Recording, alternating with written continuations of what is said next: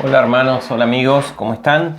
Otra vez vamos a ocupar un ratito de nuestro tiempo para analizar un poquito la palabra de Dios, para ver qué tiene para nosotros hoy el Señor a través de ella. Estábamos viendo el Evangelio de Mateo en el capítulo, de Lucas, en el capítulo 22 tendríamos que empezar en el día de hoy.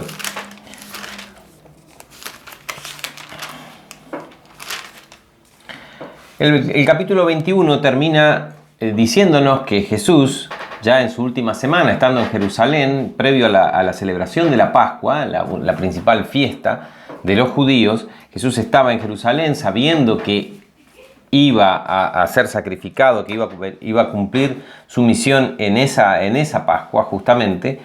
Dice que él durante esa semana, durante el día, a la noche se retiraba y se iba al Monte de los Olivos, y dice el versículo 37 del capítulo 21, y enseñaba de día en el templo, y de noche, saliendo de la ciudad, se estaba en el monte que se llama de los Olivos, y todo el pueblo venía a él por la mañana para oírlo en el templo. Es decir, Jesús hizo durante esa semana previa a la celebración de la Pascua, y previa a su muerte, todo un trabajo de enseñanza. Habrán sido palabras realmente cargadas de mucha emoción, de mucho sentimiento de parte de él, sabiendo que era un momento trascendental, no solo para su vida, sino para toda la humanidad. No se quedaba, no dormía en la ciudad, justamente porque corría peligro, y él sabía que la hora no estaba marcada, tenía que llegar el día de la Pascua para que él fuera sacrificado. Así que él se iba, y a la mañana volvía otra vez al templo, y la gente se reunía para oírle. Dice el versículo 1 del capítulo 22, estaba cerca la fiesta de los panes sin levadura, que se llama la Pascua.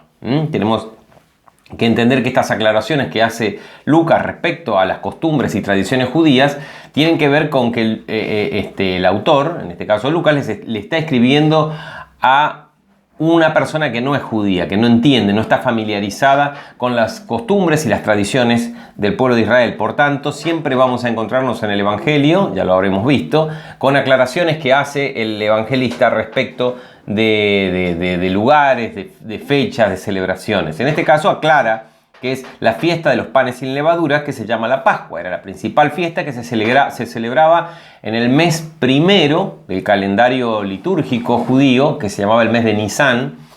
Se celebraba el día 14 específicamente. En realidad se celebraba comenzando el día 15, porque se celebraba entre las dos tardes, es decir, la tarde del día 14 y la tarde del día 15.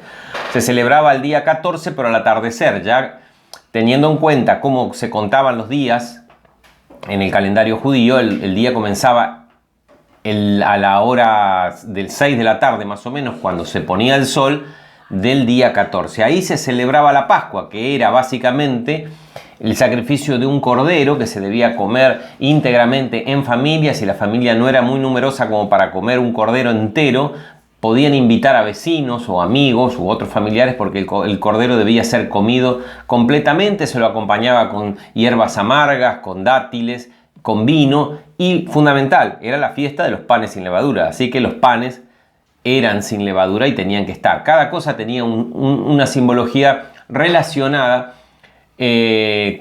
con la liberación del pueblo de Israel de Egipto miles de años atrás. Era una fiesta que la había instituido Dios por ley, y era de gran solemnidad. Era obligatoria para todo judío. Participaba toda la familia.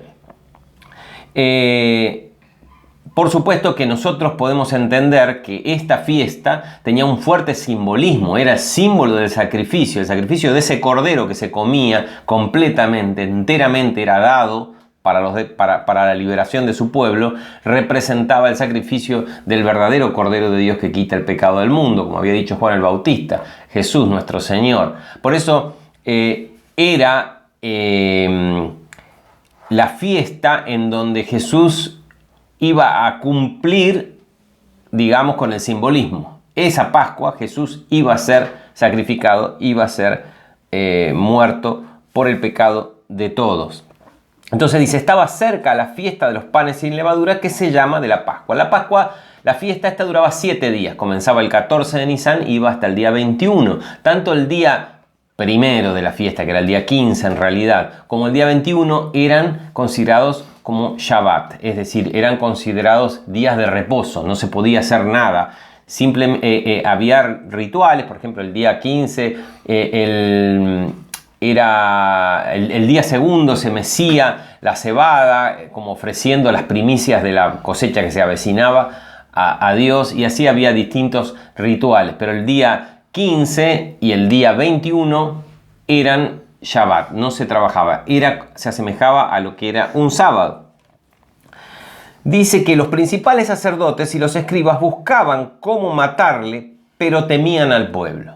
Querían, ya no lo aguantaban más a Jesús. Encima Jesús venía y enseñaba, se le rechinaban los dientes viendo a Jesús enseñando en el templo, en el lugar donde ellos eran los dueños del saber, y la gente lo seguía. En vez de seguirlo a ellos, seguía a este maestro, pero no podían tomarlo prisionero porque tenían miedo que el pueblo fuera contra ellos, se alborotara y vinieran los romanos e impidieran su objetivo de eliminarlo. Así que ellos estaban esperando alguna ocasión especial y habían dicho, vamos a esperar que pase la fiesta. Eso los dice en el mismo relato que hace Mateo en el capítulo 26. Dice, cuando hubo acabado Jesús todas estas palabras, dijo a sus discípulos, saben que dentro de 2 días se celebra la Pascua. Acá Mateo nos da más o menos, nos ubica cronológicamente 2 días, es decir, si la Pascua se celebraba el día 14, estamos hablando del día 12 de Nisan, del primer mes del año del calendario judío. Saben que dentro de 2 días se celebra la Pascua y el Hijo del Hombre será entregado para ser crucificado, ¿no? Eso dice Jesús. Entonces los principales sacerdotes, los escribas y los ancianos del pueblo se reunieron en el patio del sumo sacerdote llamado Caifás. Estoy leyendo Mateo para agregar detalles nada más al relato de Lucas.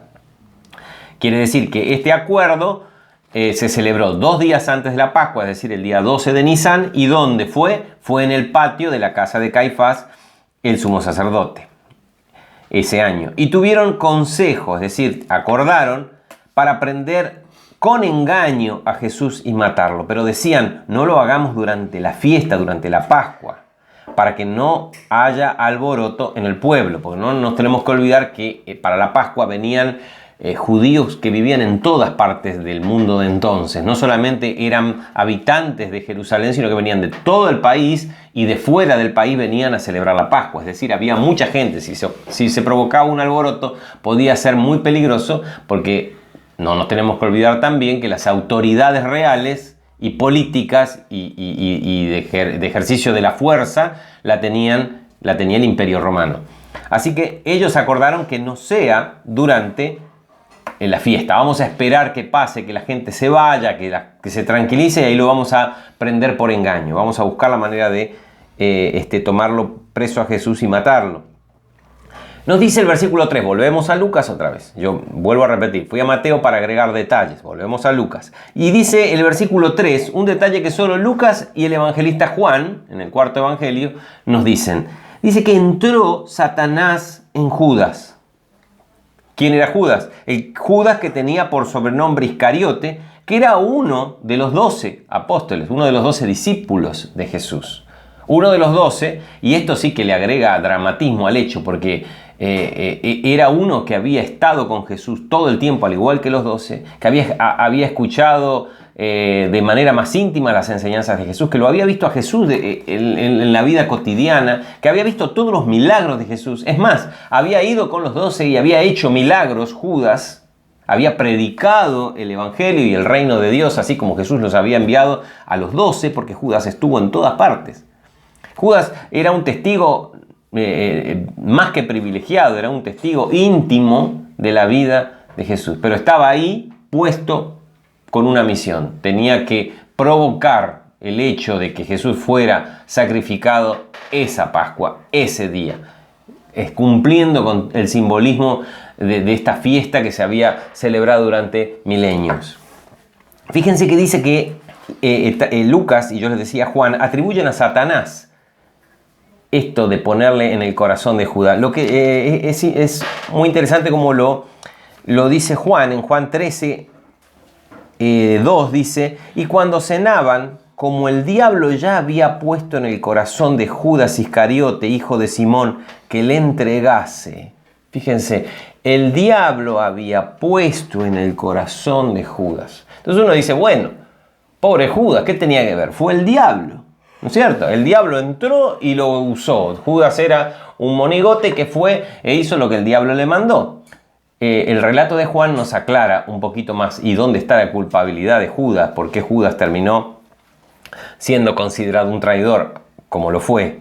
Entonces, en el versículo 2 del capítulo 13 de Juan leemos, y cuando cenaban, como el diablo ya había puesto en el corazón de Judas, que había puesto la idea de entregar a Jesús.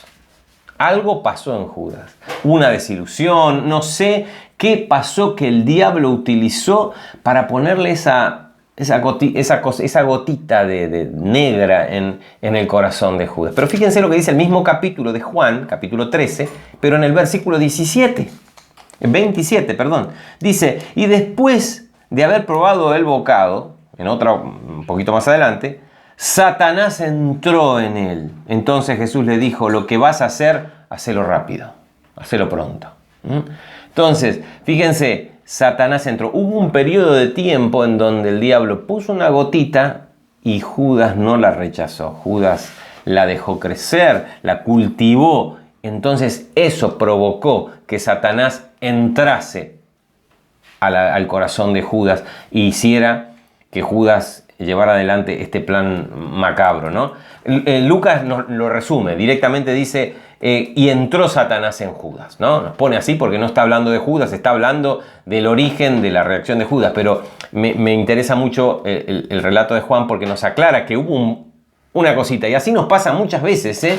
Satanás nos pone una gotita negra con alguna tentación, alguna cosa, algún recuerdo del pasado, algún remordimiento o algún enojo, alguna cosa que no se solucionó en el pasado, Él nos recuerda con una gotita. Y ahí depende de nosotros, si le damos lugar al pecado o no le damos lugar al pecado. Por eso Judas fue responsable y es responsable. Y por eso nosotros somos responsables después. ¿Qué hacemos con eso? Porque el pecado empieza a engendrar, a incubar, como dice el apóstol Santiago, ¿no? Es como un embarazo, empieza y después engendra la muerte, el resultado del pecado cuando ya lo cultivamos y no lo sacamos, ¿no? Y Satanás después ocupa todas esas cosas que a veces son temas que tienen que ver con nuestras emociones, nuestra psiquis, cosas no resueltas en nuestros corazones. Él después lo termina usando. ¿Pero por qué? ¿Porque tiene poder sobre nosotros? No, porque nosotros le dimos el poder. Habiendo sido, como en este caso Judas, alguien que conoció, podemos haber conocido, escuchado la palabra, haber tenido experiencias, haber manifestado, haber visto manifestarse el poder de Dios a través nuestro, inclusive hacia otras personas.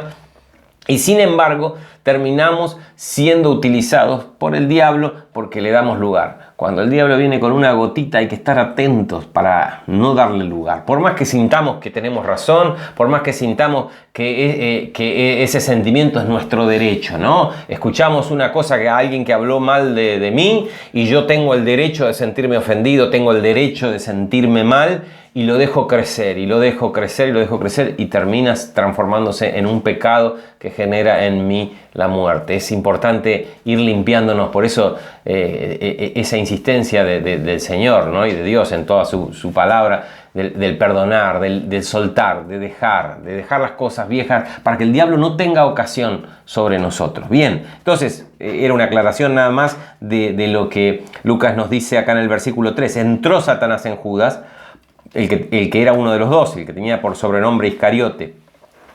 Y este fue, fíjense lo que hizo, entró Satanás y fue y habló con los principales sacerdotes y con los jefes de la guardia del templo, las guardias del templo, que conocidos también como la policía del templo, los que hacían cumplir los designios de este Sanedrín, ¿no es cierto? Así que por eso estaba como el jefe de policía y las autoridades, que en ese entonces eran autoridades religiosas. ¿Por qué estaban los guardianes del templo? Porque ellos iban a tener que ejecutar la orden de llevarlo preso a Jesús. Se reunieron y dice que Judas habló con ellos de cómo entregaría a Jesús. Ellos se alegraron. Se alegraron, ¿por qué? Porque no tenían que esperar a que termine la Pascua, ellos ya estaban resignados. Miren, ahora no, va a ser un lío, vamos a armar un lío que nos vamos a... Es muy peligroso meterlo preso ahora, Jesús, porque la gente lo va a querer defender. Siempre está rodeado de mucha gente. No sabemos dónde se esconde, ¿no? Entonces, viene Judas y les dice, yo sé dónde se esconde, yo sé dónde está, y dónde está solo. No, va a estar con un grupito de 11 personas, nada más que lo van a estar rodeando. Yo sé, yo se los puedo dar. Así que por eso dice que se alegraron y convinieron en darle dinero. El relato de Mateo, por ejemplo, nos dice que fue Judas el que le dijo cuánto me dan si les entrego al Señor. Así que si combinamos los dos relatos, quiere decir que él fue a pedir plata. Fue a pedir plata y dice, miren, ¿cuánto me dan? Yo les entrego al Señor, les digo dónde se esconde durante la noche. Básicamente eso. Y convinieron, dice, y él se comprometió y buscaba una oportunidad para entregarle a espaldas del pueblo. Esa era la condición. No tiene que estar rodeado por la gente. Entonces tenía que ser de noche, porque de día, ya vimos en el versículo anterior, del último versículo del capítulo anterior, que de día la gente venía, donde lo veían, venía para escucharle y para ser sanados y para todo ese tipo de cosas que Jesús hizo durante todo su ministerio. Bien, dice que llegó el versículo 7, ahí quedamos y hacemos un punto, porque el relato de Lucas lo que nos cuenta es cómo se gestó la traición de Judas y cuál fue el contrato, el acuerdo que Judas hizo. Yo les voy a avisar cuando sea, cuando vea la oportunidad donde él esté solo. Versículo 7 dice, llegó el día de los panes sin levadura, ¿no? En el cual era necesario sacrificar el cordero de Pascua. Leemos así y decimos 14 de Nisan, ¿cierto? Ahora, acá hay una pequeña controversia que se generó ya directamente en los primeros años de la historia de la iglesia. ¿Qué día Jesús comió la Pascua y qué día Jesús fue sacrificado? Porque el relato de los tres primeros evangelios, o sea, los llamados sinópticos, Mateo, Marcos y Lucas, nos dan la idea de que Jesús celebró la Pascua como todo judío, lo celebraba el 14 de Nisan, ¿no? El cordero que se comía asado, tenía que ser asado, no hervido ni cocinado de ninguna otra manera, tenía que ser asado, tenía que ser sacrificado en el templo, es decir, no es que uno iba a la carnicería a comprar un cordero y como celebramos, no sé, la Navidad, compramos carne en cualquier lado donde es más barato y comemos. No, el cordero debía ser sacrificado, debía ser un cordero especial, sin defecto, ser sacrificado en el templo por algún sacerdote y ese cordero después se lo cocinaba asado. Entonces muchos dicen, no, murió el 14, celebró la Pascua el 14 y Jesús murió el 15 de Nisan. Y otros dicen no, por otras razones. Primera razón, si Jesús simbolizaba la Pascua y el cordero se sacrificaba el 14, entonces Jesús tenía que morir el 14 de Nisan, el día en que se celebraba la Pascua sacrificando el cordero. Por otra razón, otro motivo por pensar que Jesús en realidad celebró la Pascua un día antes que el día que se celebraba, el día 14, es decir, que Jesús lo celebró el día 13, es que al otro día era Shabbat. No podía la gente viajar, no podía un concilio hacer un juicio, porque era Shabbat, estarían violando el sábado, y los judíos no harían eso. Entonces se cree, hay una gran parte que cree que Jesús celebró la Pascua un día antes, no el 14, sino el 13 de Nisan, y él fue sacrificado, murió el 14, y muchos otros que no, que afirman que Jesús celebró la Pascua como todo judío el día 14 y murió el día 15. Entonces ahí es donde se generó muchísimo problema. A mi criterio, yo no les digo, yo no estaba ahí, no lo sé, pero a mi criterio, por lo que se puede tratar de concordar los 4 evangelios, yo entendería que Jesús murió el día 13, ¿no? Que él celebró antes. De todas formas, tanto Jesús como los discípulos estaban todos excomulgados, ¿no? Como dice la forma de los evangelios, fueron echados de la sinagoga, estaban excomulgados, es decir, ningún sacerdote les iba a sacrificar, hacer el servicio de sacrificar el cordero. Así que ya de por sí ellos no podían celebrar la Pascua tal cual un judío normal. Pero más allá de eso, a mí lo que me lleva a pensar que Jesús lo celebró el 13 y no el 14 es que el día siguiente, si la celebró el 14, el día siguiente hubiera sido el Shabbat. Entonces no hubiera podido suceder todo lo que tenemos en el relato del juicio, de la crucifixión, de los fariseos yendo a Pilatos y todas esas cosas que implicaba una violación del Shabbat. En cambio, si decimos que fue el día 13, entonces el día 14 sucedió todas estas cosas antes. Porque vieron que dice que al otro día era sábado, nos dice la Reina Valera. O sea, era un Shabbat en realidad. Era día de reposo, no sabemos si era sábado. Era un Shabbat. Caiga el día que caiga, era Shabbat el día 15. De gran solemnidad, porque no era un Shabbat común, no era un séptimo día común. Era un Shabbat de la fiesta. Era el primer día de la fiesta de los panes sin levadura, de estos 7 días. ¿Me explico? Entonces, era imposible que ellos hicieran todas estas cosas. Es a mi criterio. Cada uno, hay muchísimos grandes intérpretes bíblicos que creen y sostienen que Jesús murió el día 15. Perfecto. Eso es una aclaración simplemente porque acá dice que llegó el día de los panes sin levadura en el cual es necesario sacrificar el cordero de Pascua y Jesús manda a sus discípulos a que preparen la Pascua. Entonces parece que estamos hablando del día 14. Pero bueno, podemos, con ese criterio de que el día comenzaba a las 6 de la tarde, podemos pensar de que este día era en realidad el 13, porque ese día comenzaba el día 14, ¿no es cierto? Entonces, de alguna manera podemos entender. Es importante y tiene cierta importancia, ¿sí? Tiene cierta importancia, pero en realidad los hechos de todas formas sucedieron como sucedieron. Y no creo ni que acá evidentemente o hubo un error de interpretación de lo que quisieron decir los evangelistas, que es lo que yo creo, ¿no? Después. Bien, se nos acabó el tiempo. Tenemos que concluir ahora, pero quiero antes de terminar simplemente volver a lo que yo decía, ¿no? Dejarnos como para pensar, dejar este tema como para meditar. Prestemos atención a esas gotitas que el diablo nos quiere poner, aprovechando de nuestras debilidades, aprovechando de las cosas no resueltas en nuestra vida, aprovechando de las cosas que nos atraen, de esas cosas que nos tientan. El diablo pone la gotita. Y después no le echemos la culpa al diablo.